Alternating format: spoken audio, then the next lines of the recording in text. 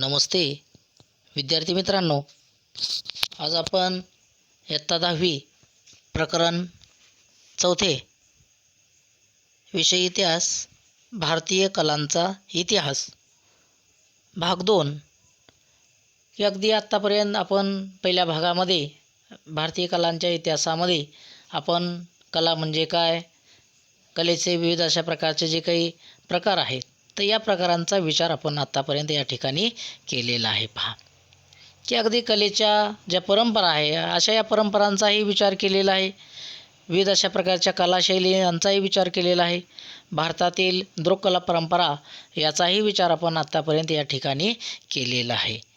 की अगदी लोकचित्रकला शैली असेल किंवा लोकचित्रकला शैलीचे विविध अशा प्रकारचे जे काही प्रकार आहे की अशा या गोष्टीचाही विचार आपण या ठिकाणी केलेला आहे. पहा की अगदी अभिजात चित्रकला असेल, त्यानंतर हस्तलिखितामधील लघुचित्रे असतील की अशा या लघुचित्रांचाही विचार आपण आत्तापर्यंत पहिल्या भागामध्ये केलेला आहे. आज आपल्याला या ठिकाणी विविध अशा प्रकारच्या गोष्टींचा विचार या ठिकाणी करायचा आहे की त्यामध्ये जर आपण पाहिलं तर शिल्पकला, की अगदी शिल्पकलेचा जर विचार आपण केला तर शिल्पकला ही त्रिमितीय असते.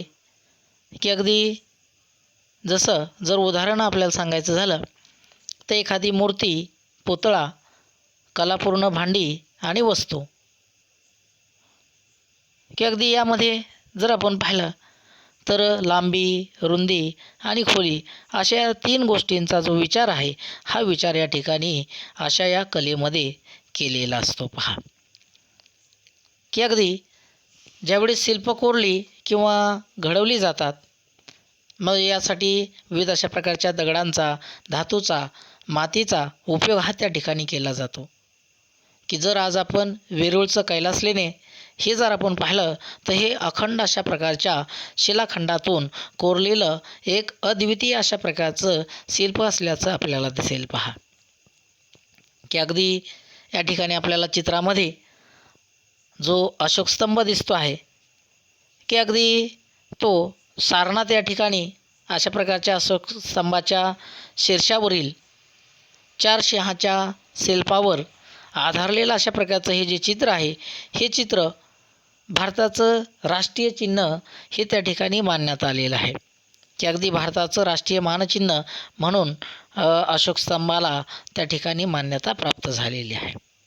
यानंतर जर आपण पाहिलं तर लोककला, लोकशिल्पकला शैली, की अगदी ज्याप्रमाणे चित्रकला की अशा या चित्रकलेप्रमाणेच शिल्पकला ही सुद्धा अश्मयुगीन काळाइतकी प्राचीन अशा प्रकारची असल्याचं आपल्याला दिसेल.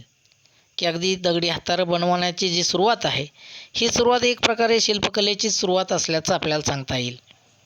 की भारतामध्ये धार्मिक प्रसंगी मातीच्या मूर्ती तयार केल्या जातात, त्यांची पूजा करण्याची प्रथा आहे आणि त्या अर्पण करण्याची ही प्रथा अगदी जर आपण पाहिले तर ती हडप्पा संस्कृतीपासून आपल्याला आजपर्यंत चालत आलेली दिसेल.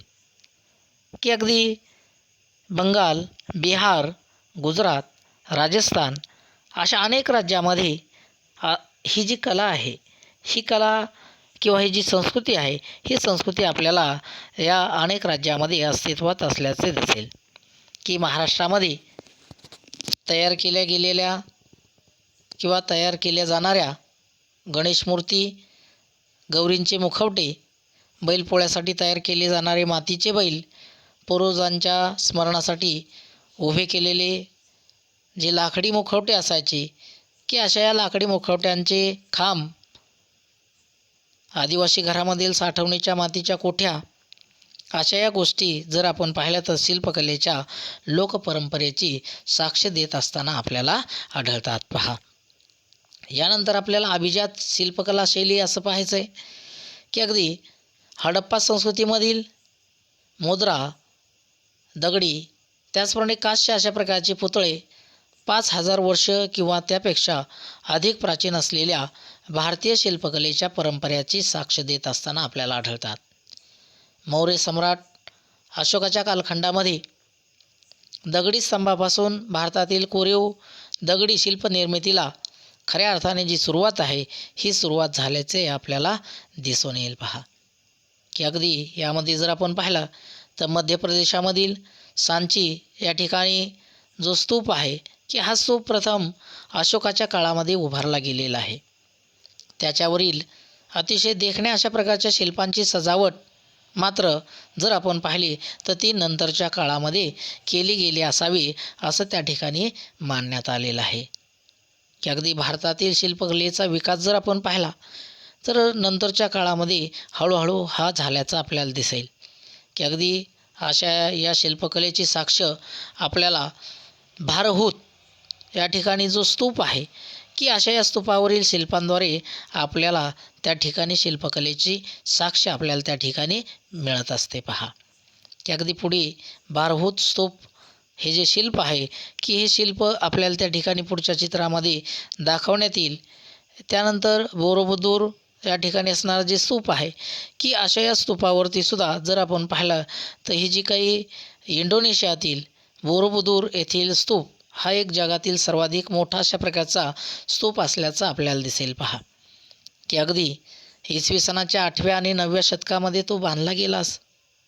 इसवी सन 1991 साली युनेस्कोनं बोरोबुदूर हे जागतिक वारसा स्थळ म्हणून खऱ्या अर्थाने जाहीर केलेले आहे हे आपल्याला त्या ठिकाणी दिसून येईल पहा. की अगदी पहा पहिल्या चित्रामध्ये भारहूत स्तूप हे शिल्प आपल्याला त्या ठिकाणी दिसत आहे. दुसऱ्या चित्रामध्ये बोरोबुदूर हे जे स्तूप आहे की हे स्तूप आपल्याला या ठिकाणी दिसत आहे. की अगदी विविध अशा प्रकारची शिल्पकला ही आपल्याला या चित्रावरून त्या ठिकाणी दिसून येते पहा. त्यानंतर पहा की भारतीय मूर्तिविज्ञान की अगदी भारतीय मूर्तिविज्ञान जर आपण पाहिलं तर अफगाणिस्तान आणि आसपासच्या प्रदेशामध्ये इसवी सनापूर्वी 2ऱ्या शतकामध्ये ग्रीक आणि पार्शियन अशा प्रकारचा जो काही प्रभाव आहे हा प्रभाव दर्शवणारी गांधार ही जी शिल्पकला शैली आहे की ही शिल्पकला शैली भारतामध्ये विकसित झाली. की अगदी इसवी सनाच्या 1 ते 3 शतकामध्ये म्हणजेच ज्यावेळेस कुशाण राजांचा कालखंड होता की अशा या कुशाण काळामध्ये मथुरा शिल्पशैली ही त्या ठिकाणी उदयाला आलेली होती. आणि अशा या शैलीने भारतीय मूर्तिविज्ञानाचा जो काही पाया आहे हा पाया घातला गेल्याचं आपल्याला दिसेल. की देवप्रतिमांचा उपयोग करण्याची जी कल्पना होती ही कल्पना कुशाण नाण्यावर प्रथम आपल्याला पाहायला मिळते. की अगदी गुप्त साम्राज्याच्या काळामध्ये भारतीय मूर्तिविज्ञानाचे नियम तयार होऊन शिल्पकलेचे जे मापदंड होते हे निर्माण त्या ठिकाणी झाल्याचं आपल्याला दिसेल. की इसवी सनाच्या 9व्या ते 13व्या शतकामध्ये की असा हा जो कालखंड आहे की हा चोळ राजांचा कालखंड आहे.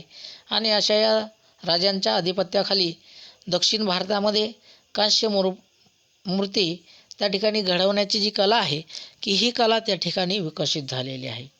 की अगदी अशा यामध्ये आपण शिवपार्वती असेल, नटराज असेल, लक्ष्मी असेल, विष्णू असेल यासारख्या विविध अशा प्रकारच्या देवदेवतांच्या ज्या मूर्ती आहे त्या मूर्तीही बनवल्या जात होत्या. त्यानंतर स्थापत्य व शिल्पकला ही अगदी भारतामध्ये अनेक कोरीव अशा प्रकारच्या लेण्या आपल्याला आढळून येतात. कोरीव लेण्यांची जी परंपरा आहे की ही परंपरा भारतामध्ये इसवी सनापूर्वी 3ऱ्या शतकामध्ये सुरू झाली. ही तांत्रिकदृष्ट्या जर आपण पाहिलं तर संपूर्ण लेणे हे एक प्रकारे स्थापत्य आणि कोरीव शिल्पांचे एकत्रित अशा प्रकारचं उदाहरण आपल्याला या ठिकाणी देता येईल. की अगदी पहा या ठिकाणी चित्रामध्ये अजिंठा लेण्याचं प्रवेश क्रमांक 19 हे आपल्याला या ठिकाणी प्रवेशद्वार दाखवलेलं आहे. की अगदी असे ही प्रवेशद्वार आतील खांब आणि मूर्ती हे शिल्पकलेचे उत्तम अशा प्रकारचे नमुने आपल्याला या ठिकाणी दिसून येतात पहा. की अगदी भिंती आणि छत यावर केलेलं उत्तम अशा प्रकारचं चित्रकाम काही लेण्यामध्ये अजूनही काही प्रमाणामध्ये आपल्याला त्या ठिकाणी दिसून येतं आहे, टिकून आहे. की महाराष्ट्रामध्ये अजिंठा आणि वेरूळ या ठिकाणी असणाऱ्या ज्या लेण्या आहे की अशा या लेण्यांना इसवी सन 1983मध्ये जागतिक वारसा स्थळ म्हणून त्या ठिकाणी अशा प्रकारचा दर्जा त्या ठिकाणी प्राप्त झालेला आहे. की अगदी भारतामध्ये जर आपण पाहिलं तर मंदिर स्थापत्याची जी काही सुरुवात आहे, ही सुरुवात जर आपण पाहिली तर अगदी ही सुरुवात आपल्याला साधारणपणे इसवी सनाच्या 4थ्या शतकामध्ये त्या ठिकाणी दिसून येते की अगदी 4थ्या शतकामध्ये गुप्त साम्राज्य की अशा या साम्राज्याच्या काळामध्ये अशा प्रकारचे हे जे काही मंदिर आहेत, ही मंदिरं आपल्याला त्या ठिकाणी आढळून येतात की अगदी सुरुवातीच्या काळात गाभारा आणि त्याबाहेरील 4 स्तंभ असलेली ओसरी एवढंच मंदिराचं स्वरूप असायचं. ते कालांतराने बदललं गेलं. इसवी सनाच्या 8व्या शतकापर्यंत भारतामधील मंदिर स्थापत्य हे हळूहळू विकसित होत गेलं आणि ते पूर्ण विकसित झालं की अगदी विरोळ या ठिकाणी असणारं कैलास मंदिर की अशा या कैलास मंदिराच्या भव्य अशा प्रकारच्या रचनेवरून आपल्याला सहजपणे लक्षात येईल की ते मंदिर पाहिल्यानंतर अतिशय हा जो काही विकास आहे, मंदिर स्थापत्य कामामध्ये झालेला विकास हाही आपल्याला त्या ठिकाणी आढळून येईल पहा. त्यानंतर मध्ययुगीन काळापर्यंत जर आपण पाहिलं तर भारतीय मंदिर स्थापत्याच्या अनेक विविध अशा प्रकारच्या ज्या काही शैली आहे की या शैली त्या ठिकाणी विकसित झाल्याचं आपल्याला दिसेल. विविध अशा प्रकारची जी शिखरं आहे की अशा या शिखरांच्या रचना वैशिष्ट्यानुसार या शैली त्या ठिकाणी ठरलेल्या आहेत की अगदी त्यामध्ये जर आपण पाहिलं तर उत्तर भारतामध्ये गेलो तर नागर ही शैली त्या ठिकाणी विकसित झालेली आहे. दक्षिण भारतामध्ये द्राविड ही शैली विकसित झालेली, म्हणजे अशा या प्रमुख 2 शैली त्या ठिकाणी मानल्या जातात. आणि अशा या दोन्ही शैलीमधून जर आपण पाहिलं तर अगदी मिश्र अशा प्रकारची जी शैली आहे की अशा या शैलीला वेसर असं म्हटलं गेलेलं आहे की मध्य प्रदेश असेल, महाराष्ट्रामध्ये आढळणारी भूमीज मंदिर शैली, त्याचप्रमाणे नागर मंदिर शैली यांच्यामध्ये रचनेच्या दृष्टीने जर आपण पाहिलं तर खूप मोठं अशा प्रकारचं जे साम्य आहे, हे साम्य आपल्याला आढळून येईल पहा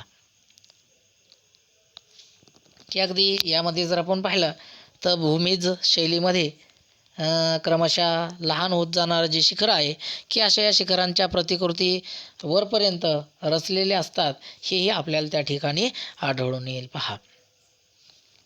यानंतर जर आपण पाहिलं तर अगदी हेमाडपंथी अशा प्रकारची जी काही स्थापत्यशैली आहे की ही स्थापत्यशैलीसुद्धा आपल्याला या ठिकाणी सांगता येईल की चुना किंवा मातीचा वापर न करता दगडामध्ये की अगदी खोबण आणि कुसू यांच्या सहाय्याने दगड घट्ट बसवणे, हे या मंदिरांचं विशेष अशा प्रकारचं जे वैशिष्ट्य आहे, हे वैशिष्ट्य आपल्याला दिसून येईल पहा की अगदी अशा या हेमाडपंथी मंदिरामध्ये की तारकाकृती मंदिराच्या बांधणीमध्ये मंदिराची बाह्य भिंत अनेक कोणामध्ये ही विभागली जाते आणि त्यामुळं त्या भिंती आणि त्यावरील शिल्प त्यांच्यावर छायाप्रकाशाचा सुंदर अशा प्रकारचा जो काही परिणाम आहे, हा परिणाम आपल्याला त्या ठिकाणी पाहायला मिळतो पहा की अगदी हे जर आपण पाहिलं तर मुंबईजवळील अंबरनाथ या ठिकाणी आंबरेश्वर मंदिर, नाशिकजवळचं सिन्नर या ठिकाणी असणारं गोंदेश्वर,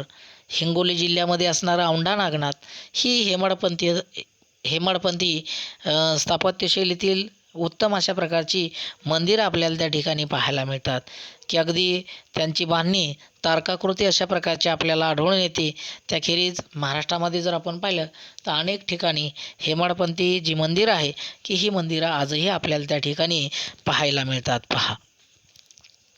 यानंतर जर आपण पाहिलं तर मुस्लिम स्थापत्य की अगदी मध्ययुगीन भारतामध्ये मुस्लिम सत्तांच्या आश्रयाखाली पार्शियन, मध्य आशियाई, अरबी आणि इस्लामपूर्व भारतीय असे स्थापत्यशैलीचे अनेक जे प्रवाह आहे, हे प्रवाहही एकत्र आले आणि त्यामधूनच भारतीय मुस्लिम स्थापत्य शैली ही त्या ठिकाणी विकसित झाली की अगदी अनेक देखण्या अशा प्रकारच्या ज्या वास्तू आहे की अशा या वास्तूंची निर्मिती मुस्लिम स्थापत्य कालखंडामध्ये केली गेलेली आहे की अगदी दिल्लीच्या जवळ मेहरौली या ठिकाणी कुतुब मिनार आहे, त्याचप्रमाणे आग्रा या ठिकाणी असणारा ताजमहल, विजापूर या ठिकाणी असणारा गोल घुमट की अशा या वास्तू मुस्लिम स्थापत्यशैलीची जगप्रसिद्ध अशा प्रकारची उदाहरणं आपल्याला या ठिकाणी दाखवता येईल की अगदी पहिल्या चित्रामध्ये आपल्याला कुतुब मिनार दिसतो आहे, तर दुसऱ्या चित्रामध्ये जर आपण पाहिलं तर आग्रा या ठिकाणी असणारा जो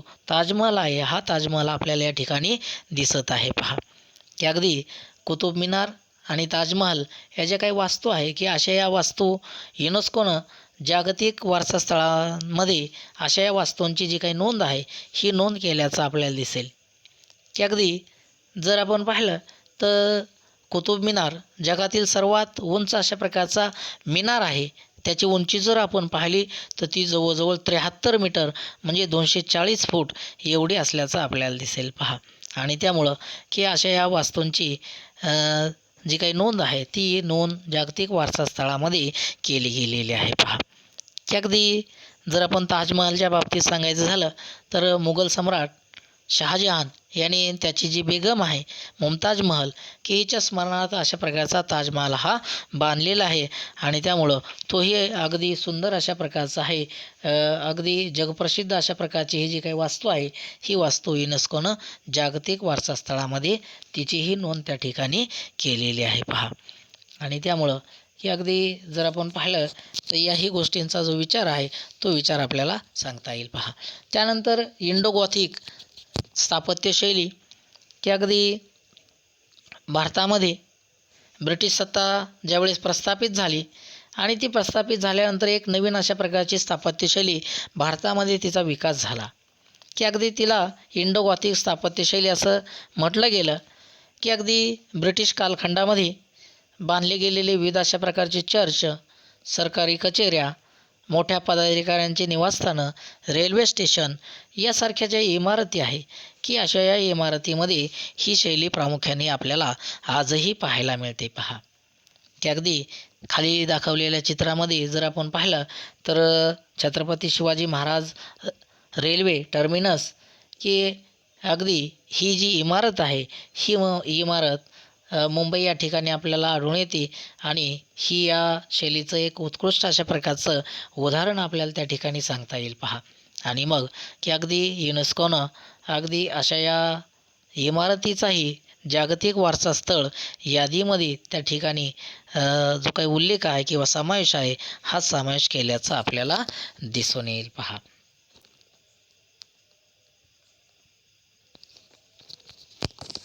मित्रांनो, आज आपण या ठिकाणी एवढंच घेऊन थांबू की अगदी आपण पुन्हा एकदा तिसऱ्या भागामध्ये या ठिकाणी भेटणार आहोत.